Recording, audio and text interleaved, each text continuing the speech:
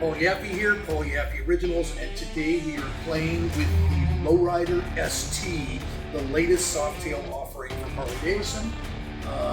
What I'm focused on right now is when this bike comes from the factory, it has this stamped steel, wrinkle black, afterthought looking tank console on it. I don't even understand it, with a big bolt in the center.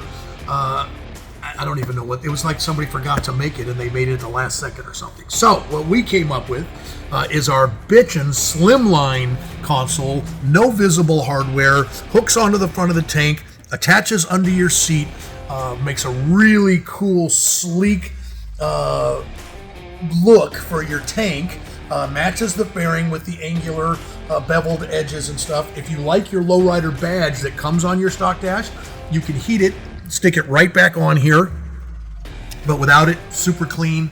5-minute direct bolt-on part, easily painted to match your bike or put graphics on it, whatever. Made right next door, super light composite construction. Check it out at baggernation.com. Thanks for watching.